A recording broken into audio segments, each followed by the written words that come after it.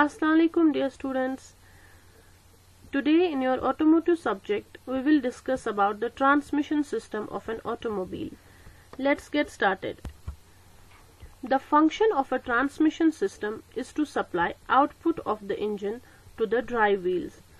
As you know, हमारे engine के अंदर 4 ऑपरेशंस होते हैं और at the end of the power stroke हमें एफिशिएंट वर्क मिल जाता है.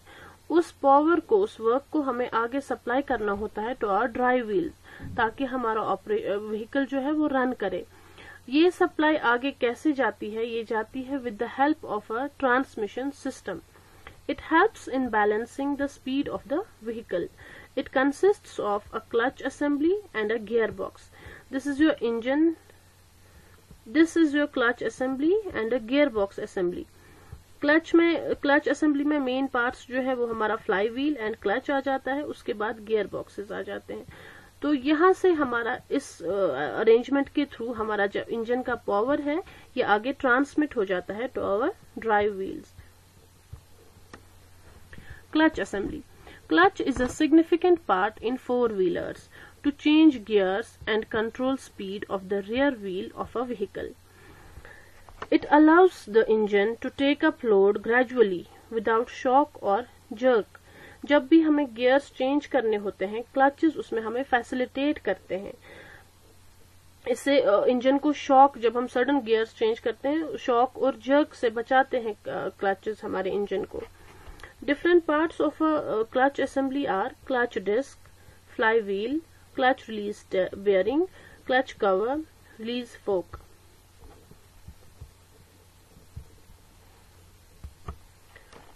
Flywheel. Flywheel is the driving member mounted on the engine crankshaft. In the manual transmission system, flywheel is a heavy metal disc connected to the crankshaft of an engine. ये क्या, flywheel का main function क्या होता है? ये store करता है rotational energy efficiently. जो हमारे क्रैंकशाफ्ट पे एनर्जी चली जाती है पिस्टन की reciprocating motion, up and down motion की चेंज हो जाती है energy into rotational energy of the rotational motion of the crankshaft. तो वो रोटेशनल मोशन, उस रोटेशनल एनर्जी को स्टोर करते हैं हम in this flywheel. When the engine starts, the crankshaft converts the up and down movement of the piston into rotary motion. The flywheel applies inertia to keep the engine crankshaft turning between each of these piston firings. So the rotation speed of the crankshaft is kept constant and the engine runs smoothly. इसका main function क्या होता है? ये apply करता है rotational mass inertia को to assist the engine rotation.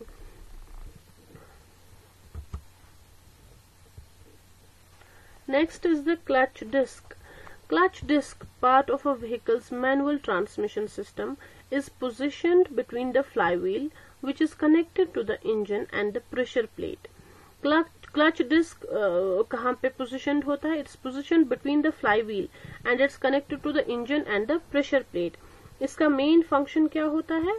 It helps in transmitting the torque from the engine to the transmission system to enable smooth vehicle movement. Torque क्या होता है? टॉर्क हमारा जो रोटेटिंग फोर्स प्रोड्यूस होता है by the engine's crankshaft, that's known as the torque. तो clutch disc क्या करता है? ये इसी टॉर्क को ट्रांसमिट करता है from the engine to the transmission system. Next is the clutch cover. It's bolted to the flywheel and provides pressure needed to hold the clutch disc against the flywheel. The main function of the clutch cover is to engage different parts of the clutch with each other and give smooth clutch and driving experience to the vehicle driver during motion. Next is the clutch release bearing. The clutch release bearing is located at the back of the pressure plate. The main function of clutch release bearing is to temporarily disengage the car engine from the transmission during gear shifting. Next part is the clutch release fork. It's used to press clutch release bearing inward or outward to engage or disengage from the flywheel. Now the operation of a clutch assembly. When you start the vehicle and press the clutch pedal, the clutch release fork presses the clutch bearing outward. This disengages the pressure plate from the flywheel. At this point, both the pressure plate and the flywheel are not rotating. Hence, the car does not move, but the gear can be shifted to first easily. जैसे ही हम अपना clutch pedal vehicle start करेंगे और clutch pedal press करेंगे तो सबसे पहले clutch release fork जो है वो प्रेस करता है क्लच बियरिंग को बाहर की तरफ। उससे क्या होता है, प्रेशर प्लेट डिसएंगेज होता है फ्रॉम द फ्लाई व्हील, और इस टाइम पे क्या होता है, बोथ प्रेशर प्लेट और फ्लाई व्हील दोनों में से कोई रोटेटिंग नहीं होता है। इस वजह से क्या होता है, हमारी जो व्हीकल है वो आगे मूव नहीं करती है, बट हम पहला फर्स्ट गियर इजिली शिफ्ट कर सकते हैं। जैसे ही हमने क्लच पेडल प्रेस किया, we can shift to first gear easily because the pressure plate and flywheel are not rotating at this time.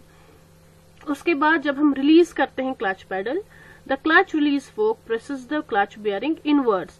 जैसे ही हमने रिलीज किया, वापस पैर हटाया हमारा क्लच पेडल से, उस वक्त क्लच रिलीज फोर्क प्रेस करता है क्लच बियरिंग को अंदर की तरफ। इससे क्या होता है, इससे प्रेशर प्लेट कनेक्ट होता है to the flywheel and the vehicle starts moving. While clutch is pressed to change gear, when the vehicle is moving, the pressure plate and flywheel disengages with each other, but continues to rotate, allowing the vehicle to move even during gear change. जैसे ही हमने clutch press किया, अब हमें change करना है gear और हमारी व्हीकल चल रही है, उस वक्त क्या होता है, प्रेशर प्लेट और फ्लाई व्हील डिसएंगेज होते हैं एक दूसरे से, लेकिन कंटिन्यू करते हैं रोटेशन, जिस वजह से हमारी व्हीकल रुकती नहीं है, उसकी मोशन रुकती नहीं है। हम गियर चेंज कर सकते हैं, उसकी स्पीड अप एंड डाउन कर सकते हैं अकॉर्डिंगली।